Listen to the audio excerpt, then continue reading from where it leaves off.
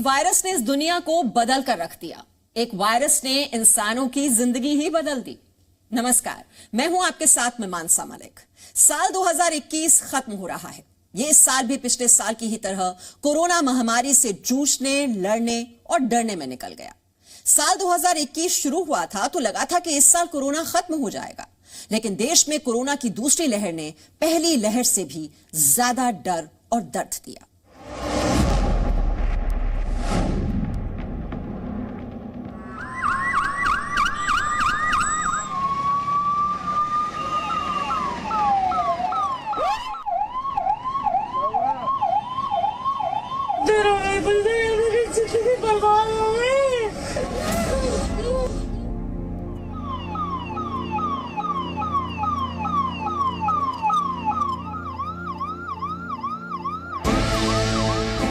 ये तस्वीरें, ये दर्द, ये मजबूरी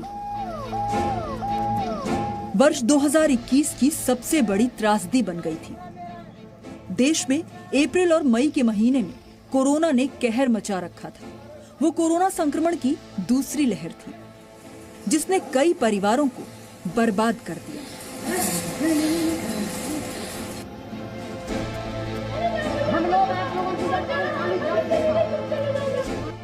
कई बच्चों को अनाथ कर दिया, कई जिंदगियों को कभी न भूलने वाला गम दे दिया।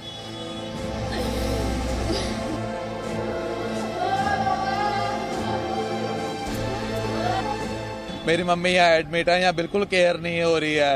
यहाँ ऑक्सीजन सप्लाई ढंग से नहीं आ रही है। ऑक्सीजन सप्लाई आ रही है बट केयर भी चाहिए। अंदर हर ऑक्सीजन सप्लाई के अंदर पानी भरना होता है, वहाँ पानी भी नहीं भर रहे हैं। हर आधे पौने घंटे में पानी खत्म हो रहा है, नहीं देख रहे वो बिल्कुल कुछ। मास्क लगा जा, आजा आजा, क्या करें हम? ऊपर भी नहीं जाने दे रहे। हमें पीपी किट डालो, हम केयर कर लेंगे। बचा लीजिए, नहीं तो मेरे बच्चे भैया भर्ती करवा दीजिए, भैया भर्ती करवा दीजिए। एक लड़की अंदर बैठी नहीं, हम कोशिश करेंगे आपकी बात सरकार सुने। यहाँ पर आप देखिए सिविल हॉस्पिटल में मरीजों की हालत क्या है। यहाँ पर ये अपने परिवार वालों के लिए वेंटिलेटर मांग रहे हैं, ऑक्सीजन मांग रहे हैं, लेकिन कोई अधिकारी इनकी मदद नहीं कर रहा है। आप आंखों में सिर्फ आंसू यहाँ पर देख पाएंगे। मदद नाम की कोई चीज नहीं मिल रही। अधिकारी यहाँ से गायब हैं और बड़ी संख्या में लोग इसी इंतजार में है कब इन्हें ऑक्सीजन मिलेगा, कब इन्हें वेंटिलेटर मिलेगा, कब इन्हें एम्बुलेंस मिलेगी। और सरकार कह रही है कि सब कुछ सही है, लेकिन क्या यही सही है? आप देखिए,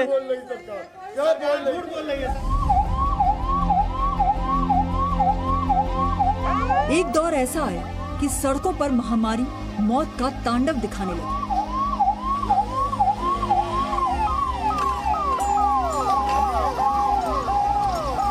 हर छोटे बड़े अस्पताल मरीजों से भरे पड़े थे।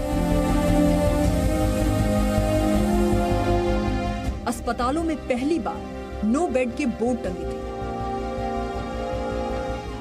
लोग अपनों की उखड़ती सांसों को बचाने के लिए एम्बुलेंस से लेकर अस्पताल के दरवाजों पर डटे थे।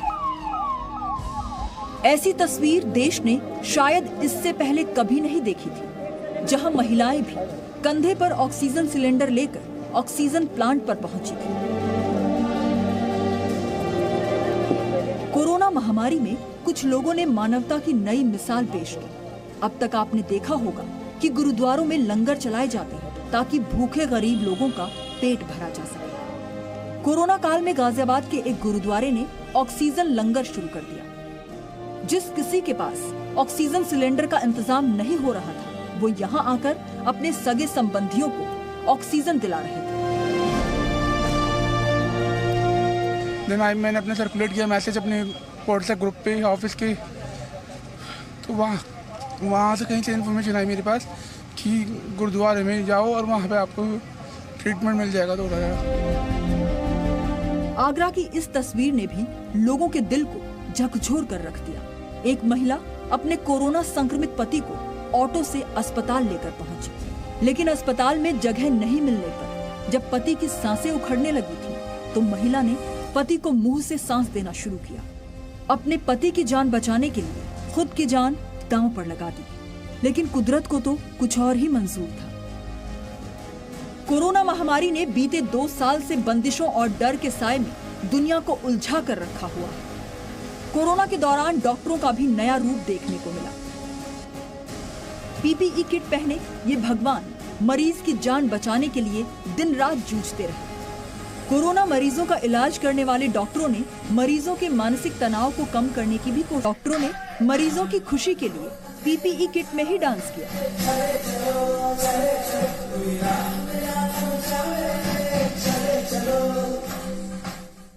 माना तो ये भी जाता है कि चीन ही कोरोना वायरस फैलाने के लिए जिम्मेदार है। दुनिया के अलग अलग देशों ने चीन के खिलाफ जांच की मांग की, लेकिन चीन खामोश रहा। चीन से आए वायरस के कारण दुनिया ऐसी बदली कि लोगों के चेहरे पर मास्क चढ़ गए। 2 गज की दूरी जिंदगी का फलसफा बन गई।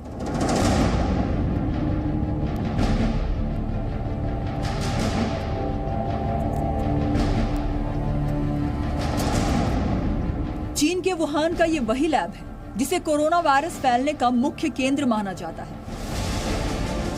अब करीब 23 महीने बाद देश में कोरोना संक्रमितों की कुल संख्या 3,42,00,000 से ज्यादा पहुंच चुकी है। बीते 23 महीने में देश में करीब 4,80,000 लोग कोरोना से जान गंवा चुके हैं। कोरोना महामारी ने दुनिया को बदल कर रख दिया।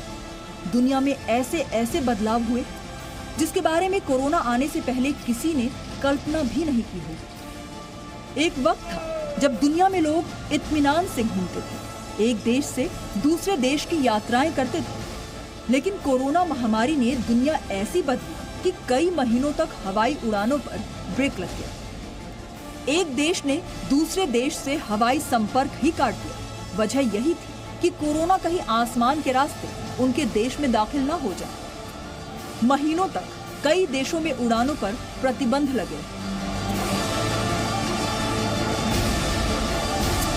एक वायरस ने मास्क और सैनिटाइजर को इंसान की जिंदगी का हिस्सा बना दिया। लोगों की रोजाना की जरूरतों में मास्क और सैनिटाइजर भी शामिल हो गए।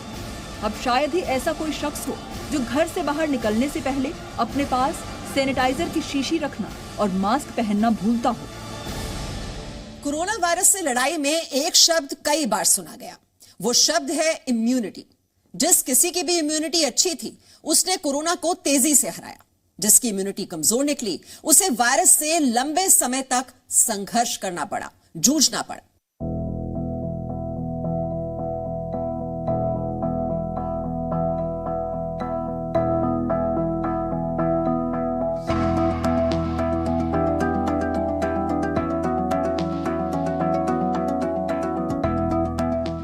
एक गिलास हल्दी वाला दूध।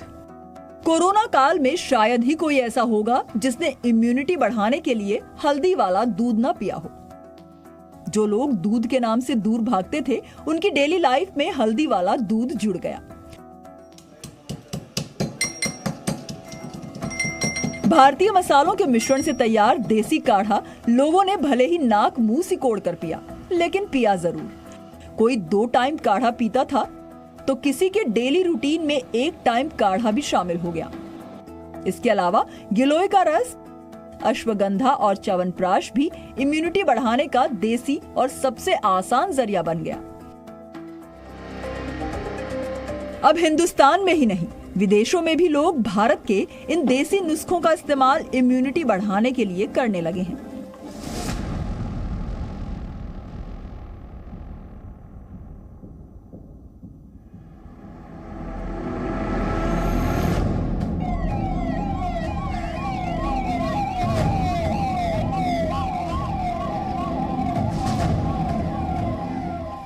मार्च 2020 से देश में पहली बार लॉकडाउन लगा। भारत में 4 चरणों में लॉकडाउन लगाना पड़ा था। इतिहास में पहली बार पूरे देश में रेल सेवा हफ्तों तक बंद रही। 1 साल बाद फिर सड़कें सुनसान हो गईं, दुकानों पर ताले लटक गए, लोगों के कदम घर में ही ठहर गए। लोगों की आजादी पर फिर से कोरोना का ग्रहण लग गया। कोरोना की पहली लहर में भारत ने दुनिया की मदद की थी। दवाई सप्लाई से लेकर जरूरत की चीजें दुनिया के अलग अलग मुल्कों को भिजवाई थीं। जब दूसरी लहर का संकट देश के सामने आया तो दुनिया ने खुले हाथ से हिंदुस्तान की मदद की। भारत में ऑक्सीजन संकट, दवाइयों की दिक्कत को दूर करने के लिए भारत के मित्र देशों के अलावा ऐसे देशों ने भी मदद की जिनसे मदद की उम्मीद तक नहीं की गई थी। अमेरिका, ब्रिटेन समेत दुनिया के अलग अलग देशों ने ऑक्सीजन सिलेंडर, दवाइयां और पोर्टेबल वेंटिलेटर भारत भेजे। लॉकडाउन और कोरोना कर्फ्यू के दौरान रोजगार, व्यापार को तो नुकसान हुआ ही, सबसे ज्यादा नुकसान हुआ मासूम बच्चों का, छात्रों का। कोरोना ने बच्चों के जीने का ढंग, पढ़ने का तरीका और सीखने की क्षमता को भी बुरी तरह प्रभावित किया।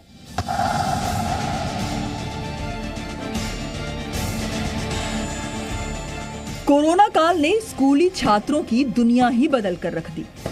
लॉकडाउन के दौरान स्कूल बंद होने से सबसे ज्यादा छात्रों की पढ़ाई प्रभावित हुई। हालांकि कई स्कूलों ने इसका तरीका निकाला और कोरोना काल में सबसे अनोखी चीज इजाद हुई, ऑनलाइन क्लास। स्कूल की क्लासेस सिमटकर 5 इंच की मोबाइल स्क्रीन और 14 इंच के लैपटॉप स्क्रीन पर आ गई। जो बच्चे कभी स्कूल में पढ़ाई के साथ साथ अपने दोस्तों से मिलते थे, खेलते थे, उन पर बंदिशें लग गईं। स्कूल ऑनलाइन क्लास लेने लगे और बच्चों का घर ही उनका क्लासरूम बन गया। कोरोना की रफ्तार कम हुई तो बच्चों के स्कूल खुल भी गए, लेकिन बच्चे अब मास्क के साथ स्कूल जाने लगे। कोरोना के ऊपर नीचे होते ग्राफ के कारण कभी स्कूल खुल जाते, फिर बंद हो जाते। स्कूल के छात्र ऑनलाइन ऑफलाइन क्लास के फेर में फंसे हुए हैं। अभी भी कोरोना का खतरा कम नहीं हुआ है। इसी वजह से अभी भी कई माता पिता अपने बच्चों को स्कूल भेजने से कतराते रहे हैं। लॉकडाउन और कोरोना कर्फ्यू के दौरान जब दफ्तरों में आने पर पाबंदी थी तो वर्क फ्रॉम होम की संस्कृति शुरू हुई, यानी घर पर बैठे बैठे दफ्तर के काम होने लगे। घर के एक कोने को लोगों ने अपने दफ्तर का वर्क स्टेशन बना लिया और 9 घंटे की ड्यूटी एक कमरे में बैठकर करने लगे। कोरोना काल ने जूम मीटिंग शब्द को भी फेमस कर दिया। ऑफिस की मीटिंग या फिर कॉन्फ्रेंस, सब कुछ जूम पर होने लगा।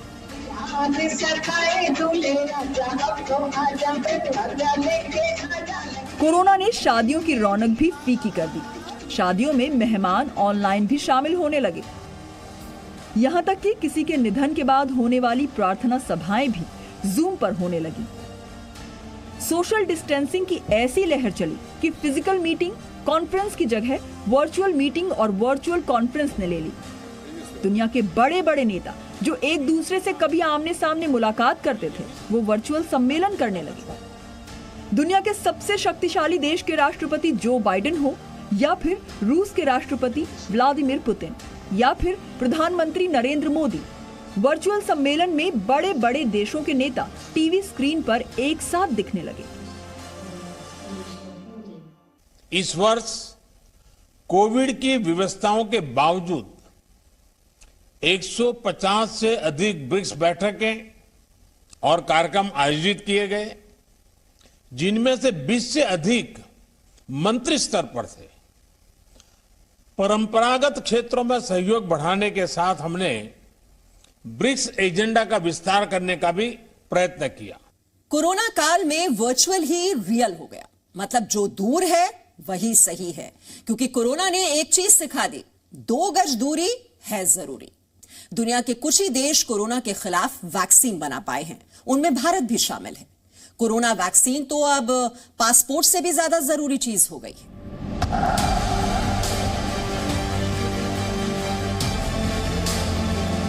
ये 2 तस्वीरें कोरोना के खिलाफ वैक्सीनेशन क्रांति की गवाह हैं। पहली तस्वीर ब्रिटेन की है, जहां दुनिया में सबसे पहले 81 वर्ष के बुजुर्ग को कोरोना की वैक्सीन लगी थी। दूसरी तस्वीर हिंदुस्तान की है, जब 16 जनवरी को एक फ्रंटलाइन वर्कर को एंटी कोरोना वैक्सीन लगी थी। अब करीब करीब 1 साल होने को आ गया। देश में अब तक 143 करोड़ वैक्सीन की डोज लगाई जा चुकी हैं। जिन लोगों को वैक्सीन लगनी है, उनमें से 61% को वैक्सीन की दोनों डोज भी लग चुकी हैं। वैक्सीन अब हम सबकी जिंदगी का एक अहम हिस्सा बन चुकी है। वैक्सीन की दोनों डोज आपको कोरोना के गंभीर खतरे से बचाती है। वैक्सीन अब पर्सनल प्रोफाइल का एक अहम हिस्सा बन गई है। अब वैक्सीनेशन सिर्फ आपकी सेहत के लिए नहीं, बल्कि आपकी नौकरी, घरेलू या फिर विदेशी यात्रा के लिए भी बेहद जरूरी है। अगर आप विदेश यात्रा करना चाहते हैं तो आपको वैक्सीन की दोनों डोज लगी होनी चाहिए। अगर आप देश में भी एयरपोर्ट से यात्रा करना चाहते हैं तो वैक्सीन की दोनों डोज जरूरी है। अब तो कई कंपनियां किसी को नौकरी पर रखने से पहले पूछती हैं कि वैक्सीन की दोनों डोज ली हैं या नहीं। आसान शब्दों में कहें तो वैक्सीन आपकी जिंदगी का आधार बन चुकी है। वैक्सीन अभी सिर्फ 18 वर्ष से ऊपर वाले लोगों को लग रही है, लेकिन नए साल में वैक्सीनेशन का दायरा बढ़ जाएगा। 15 साल से 18 साल की आयु के बीच के जो बच्चे हैं, अब उनके लिए देश में वैक्सीनेशन प्रारंभ होगा। 2022 में 3 जनवरी को सोमवार के दिन से इसकी शुरुआत की जाएगी। ये फैसला कोरोना के खिलाफ देश की लड़ाई को तो मजबूत करेगा ही, स्कूल कॉलेजों में जा रहे हमारे बच्चों की और उनके माता पिता की चिंता भी कम करेगा। 3 जनवरी 2022 से 15 से 18 वर्ष के बच्चों को भी वैक्सीन लगने की शुरुआत हो जाएगी। दुनिया भर में बढ़ते कोरोना संक्रमण को देखते हुए अब भारत में वैक्सीन की बूस्टर डोज देने की शुरुआत होने जा रही है। हेल्थ वर्कर्स और फ्रंटलाइन वर्कर्स को सबसे पहले वैक्सीन की बूस्टर डोज दी जाएगी। इसके अलावा 60 साल से ज्यादा उम्र के बुजुर्ग जो गंभीर बीमारियों से पीड़ित हैं, उन्हें भी बूस्टर डोज दी जाएगी। भारत में अभी वैक्सीन की बूस्टर डोज दी जाने वाली है, लेकिन 1 दर्जन से ज्यादा देशों में पहले ही बूस्टर डोज दी जा रही है।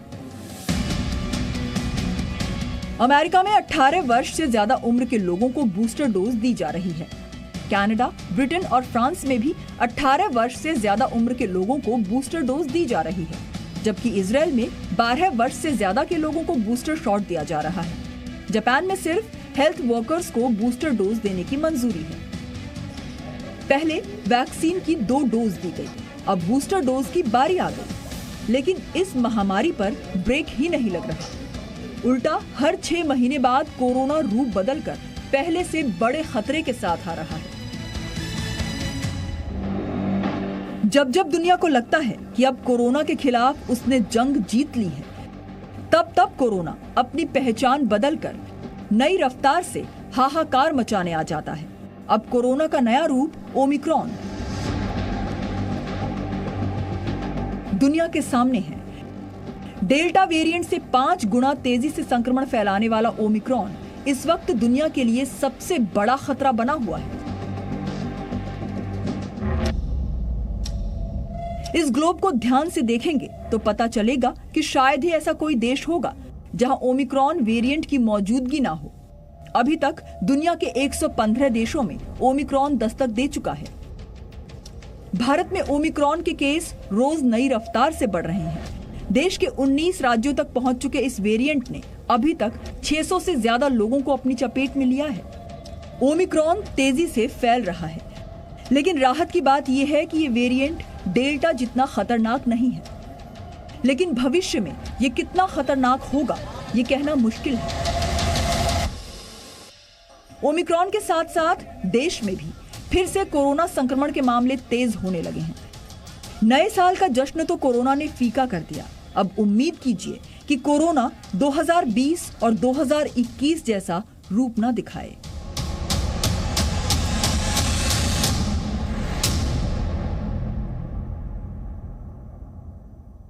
कोरोना महामारी अभी गई नहीं है। वायरस नए रूप में अब दुनिया के सामने है। हमने बीते 2 साल में कई नए सबक सीखे हैं, अनुशासन के नए पैमाने तय किए हैं।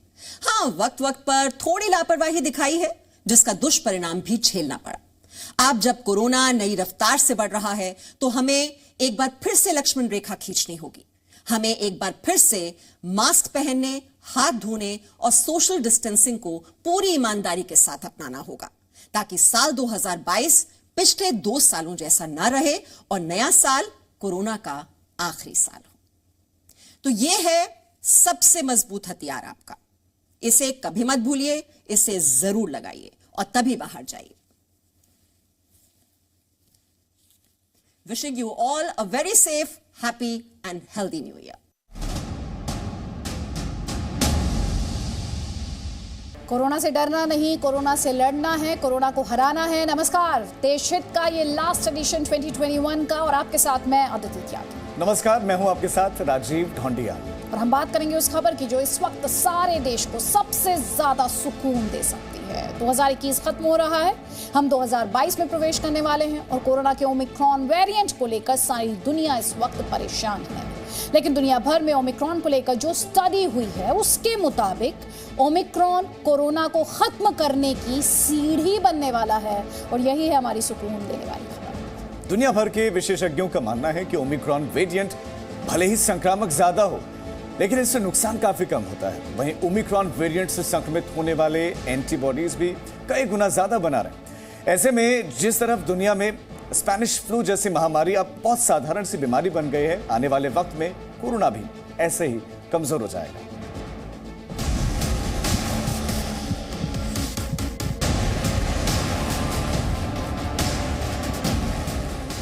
मौसम बदलता है तो आमतौर पर आप अपने आसपास के लोगों को खांसते और छींकते जरूर देखते होंगे। ये बात आपको भी मालूम है कि हर बार खांसना या छींकना कोरोना नहीं होता। हर बार गले की खराश कोई जानलेवा बीमारी नहीं, बल्कि मामूली परेशानी भी हो सकती है।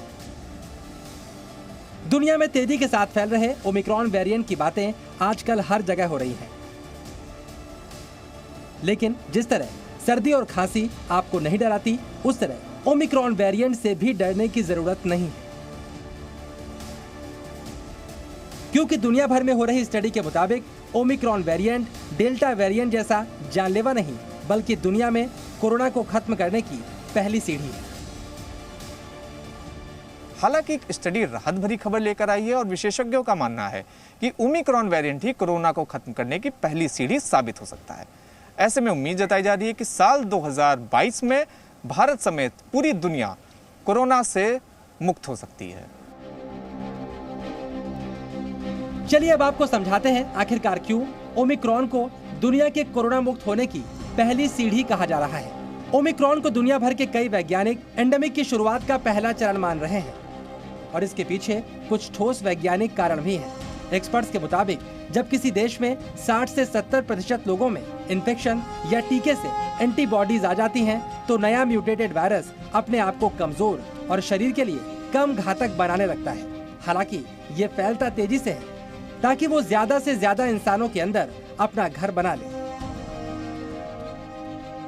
ओमिक्रॉन जो है, जो भी ग्लोबल एविडेंस है, माइल्डर वेरिएंट है, ऑलमोस्ट 60 to 70% से माइल्ड है। इन तीनों को देखते हुए केसेस बढ़ेंगे, बट इसका बहुत ज़्यादा इम्पैक्ट होगा हॉस्पिटलाइजेशन पे, ये बहुत ही अनलाइकली है। होने को कुछ भी हो सकता है, बट जो भी एग्जिस्टिंग एविडेंस है, जो भी साइंस में साक्ष्य हमारे पास है, उस बेसिस पे अगर कहा जाए तो इसकी बहुत संभावना कम है।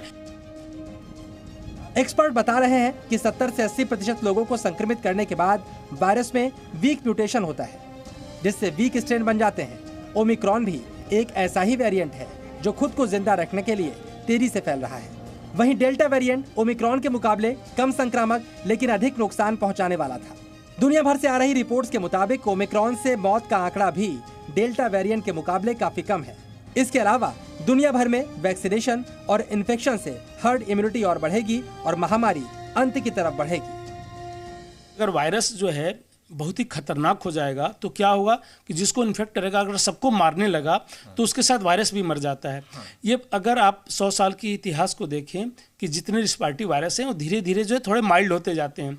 माइल्ड होते हैं इसलिए कि उनका अपनी सर्वाइवल के लिए होता है, तो वह एक तरीके से एंडेमिक आ जाएगा। और अभी जो डेटा देख के लग रहा है ओमिक्रॉन पे कि हो सकता है, जिसकी संभावना थोड़ी ज़्यादा है कि यह जो है बहुत ही माइल्ड है, और अगर माइल्ड है तो पूरी दुनिया के लिए एक तरीके से वरदान भी हो सकता है। कोरोना के ओमिक्रॉन वेरिएंट को एंडेमिक स्टेज की पहली सीढ़ी के अलावा बूस्टर वेरिएंट भी कहा जा रहा है। दक्षिण अफ्रीका, जहां से ओमिक्रॉन वेरिएंट की शुरुआत हुई, वहां हुई स्टडी के मुताबिक वहां पर वैक्सीन नहीं लेने वालों पर ओमिक्रॉन के असर पर हुई स्टडी के मुताबिक वैक्सीन नहीं लेने वाले ओमिक्रॉन संक्रमितों में ज्यादा मात्रा में एंटीबॉडी बन रही हैं। आप ये जानकर हैरान हो जाएंगे कि वैक्सीन के मुकाबले ओमिक्रॉन वेरिएंट के संक्रमण से ठीक होने वालों में 14 गुना ज्यादा एंटीबॉडी बनी है। इसी के साथ डेल्टा वेरिएंट के मुकाबले इससे नुकसान भी कम हो रहा है। हालांकि इसका मतलब ये बिल्कुल नहीं कि लोग वैक्सीन न लगवाएं और खुद को जानबूझकर ओमिक्रॉन वेरिएंट से संक्रमित करवा दें। इसकी जो एंटीबॉडी प्रोडक्शन का रेट है वो काफ़ी ज़्यादा है, डेल्टा का मुकाबले ज़्यादा रेट से एंटीबॉडीज़ प्रोड्यूस करता है। इसीलिए जो विश्व भर में विश्वव्यापी जो ये चर्चा आजकल चल रही है बूस्टर डोज है, इसीलिए कह रहे हैं क्योंकि ये जो लोग ऑलरेडी वैक्सीनेटेड हैं उनके अंदर ये जब इन्फेक्ट हो रहे हैं, री इन्फेक्शन हो रहा है, तो उसमें एंटीबॉडी का जो जनरेशन रेट है वो काफ़ी ज़्यादा है। इसीलिए कहा जा रहा है कि ये एक बूस्टर डोज का भी काम कर रहा है, एंटीबॉडी ज़्यादा प्रोड्यूस हो रही हैं, रादर टी सेल इम्यूनिटी जो होती है हमारी बॉडी की उसके अंतर्गत ज़्यादा काम कर रहा है, जिसकी वजह से इससे लोगों को एक एक्स्ट्रा शक्ति मिलेगी इस बीमारी से लड़ने के लिए। कुल मिलाकर दुनिया भर से आ रही रिपोर्ट्स और विशेषज्ञों की राय के बाद ओमिक्रॉन को लेकर उतना घबराने की जरूरत नहीं जितना डेल्टा वेरिएंट की वजह से आई दूसरी लहर से थी। लेकिन फिर भी ओमिक्रॉन से बचाव के लिए सावधानी बेहद जरूरी है, 2 गज की दूरी और मास्क बेहद जरूरी है। शिवांक मिश्रा, जी मीडिया, दिल्ली। अब आपको कोरोना के ओमिक्रॉन और डेल्टा वेरिएंट के अंतर के बारे में हम बताते हैं। इससे आपको समझ में ज़्यादा अच्छे तरीके से आएगा कि ऐसा क्यों कहा जा रहा है कि ओमिक्रॉन से ही कोरोना का खात्मा होगा। तो दोनों वेरिएंट के फैलने की रफ्तार की अगर बात की जाए तो ओमिक्रॉन के मुकाबले डेल्टा वेरिएंट के फैलने की रफ्तार 70 गुना ज़्यादा है। किसकी? 70 गुना ज़्यादा है ओमिक्रॉन वेरिएंट की, जबकि डेल्टा वेरिएंट के फैलने की रफ्तार फ्लू के मुकाबले 10 गुना ज़्यादा। तो आप अंदाज़ा लगा लीजिए 70 गुना ज़्यादा डेल्टा वेरिएंट के मुकाबले ओमिक्रॉन की रफ्तार। कोरोना का असर फेफड़े पर काफ़ी ज़्यादा होता है। ओमिक्रॉन की बात की जाए तो इसका असर डेल्टा के मुकाबले 10 गुना कम। जी हाँ, आपने सही सुना, डेल्टा के मुकाबले ओमिक्रॉन का फेफड़ों पर असर 10 गुना कम, जबकि डेल्टा वेरिएंट का फेफड़ों पर काफ़ी ज़्यादा असर होता था। यहाँ पर राजीव, हम अपने दर्शकों को ये भी याद दिलाना चाहेंगे कि ब्लैक फंगस जैसी जानलेवा बीमारी भी आई थी और हज़ारों लोगों की मौत सांस सही तरीके से ना ले पाने की वजह से हुई थी, दम घुटने की वजह से हुई थी। अब बात करेंगे दोनों वेरिएंट के वायरस के काम करने के तरीके की। तो ओमिक्रॉन जब शरीर में दाखिल होता है तो वो श्वास नली में खुद को डेवलप करता है, विकसित होता है, मतलब वो श्वास नली में ही रुक जाता है और फेफड़े तक पहुंचते पहुंचते बेहद कमजोर या फिर बेअसर हो चुका होता है। जबकि याद कीजिए डेल्टा के बारे में, श्वास नली में रुकने की बजाय सीधा फेफड़ों पर अटैक करता है और इसीलिए इसे ज्यादा घातक, ज्यादा जानलेवा माना जाता है। और अदिति, एंटीबॉडी के लिहाज से अगर हम देखें तो दोनों ही वेरिएंट के असर अलग अलग हैं। दरअसल ओमिक्रॉन जब श्वास नली में वो रुकता है तो हमारे श्वास नली की एंटीबॉडी जो शरीर में ही मौजूद होती हैं खुद ब खुद उसे कमजोर कर देता है और ये सब कुछ नेचुरल तरीके से होता है। जबकि डेल्टा में ऐसा नहीं है, क्योंकि इस वेरिएंट का वायरस श्वास नली में रुकता ही नहीं है, सीधे फेफड़े पर अटैक करता है, असर करता है। ओमिक्रॉन में सबसे बड़ी राहत की बात यह है कि इसमें मृत्यु दर बेहद कम है। जो लोग पहले से बहुत बीमार हैं उनके लिए थोड़ी चिंता की बात जरूर है। डेल्टा वेरिएंट बेहद खतरनाक था और इसमें मृत्यु दर काफी ज्यादा है। अब आपको याद होगा कि इस साल अप्रैल में क्या हुआ था, अप्रैल और मई में कैसे डेल्टा वेरिएंट ने कोहराम मचाया था। अब आखिर में लक्षण की अगर हम बात करें तो ओमिक्रॉन में गले में चुभन, बंद नाक, पीठ के निचले हिस्से में दर्द, इस तरह के सिम्टम्स, इस तरह के लक्षण हैं। जबकि डेल्टा में सांस लेने में तकलीफ लेने समेत कई लक्षण हैं जिससे हम सब वाकिफ हैं।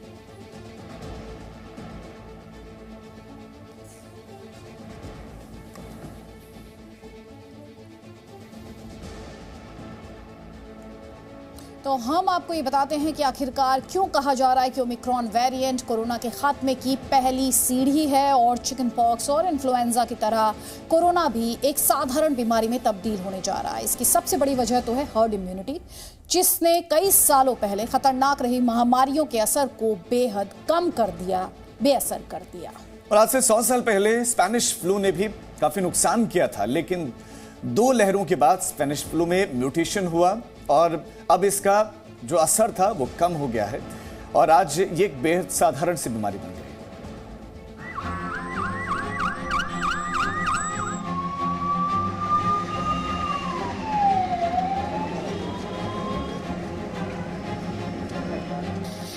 कोरोना वायरस लगभग 1 साल और 11 महीने पहले विश्व में महामारी घोषित हुआ था। तब से लेकर आज तक यानी 23 महीने में वायरस में कई बदलाव हुए।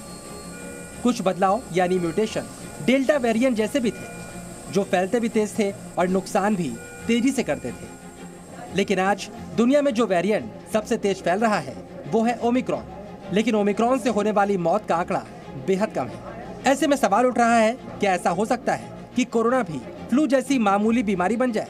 इस पर एक्सपर्ट्स का कहना है दुनिया में कई ऐसी बीमारियां हुई जो पहले महामारी थीं, लेकिन अब उनका इलाज आसानी से संभव है। स्पेनिश फ्लू यानी इन्फ्लुएंजा और चिकन पॉक्स जैसी बीमारियों को पहले काफी खतरनाक माना जाता था, लेकिन अब इन्फ्लुएंजा 1 या 2 दिन में मामूली दवाई से ठीक हो जाता है।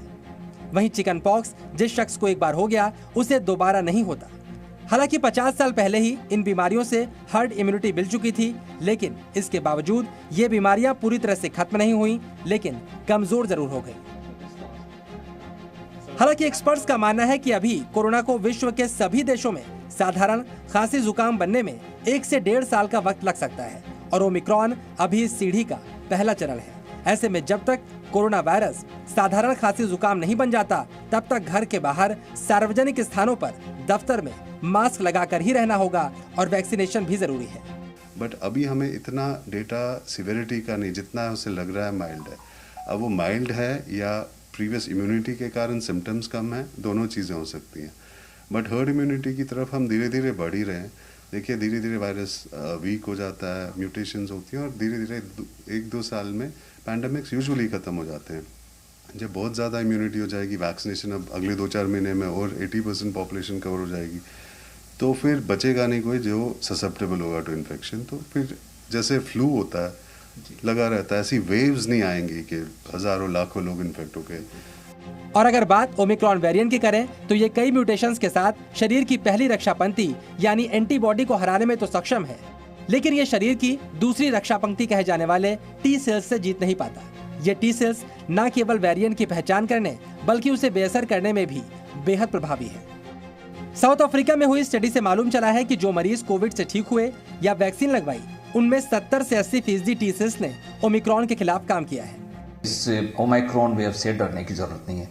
नवंबर-दिसंबर में जो वायरस डिटेक्ट हुए, टोटल वायरस जो आइसोलेट किए और उनकी जीनोम सीक्वेंसिंग की, उसके अंदर 90% से अबो ओमिक्रॉन है।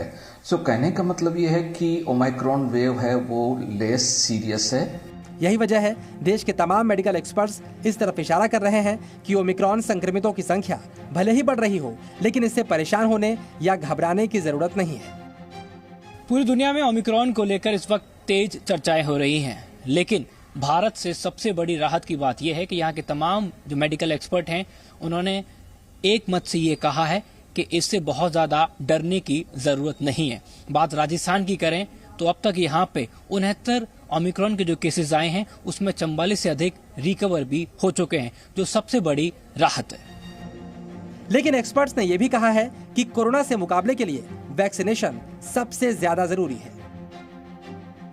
वैक्सीन की निहायत जरूरी है और इसीलिए अब जो सम्माननीय प्रधानमंत्री महोदय के जो आदेश हैं उनको मद्देनजर रखते हुए 15 साल से लेके 18 साल तक की आयु का जो गट है, जिसमें करीबन अपने महाराष्ट्र राज्य में 7 लाख के ऊपर बच्चे हैं, इनको वैक्सीन दिया जाएगा।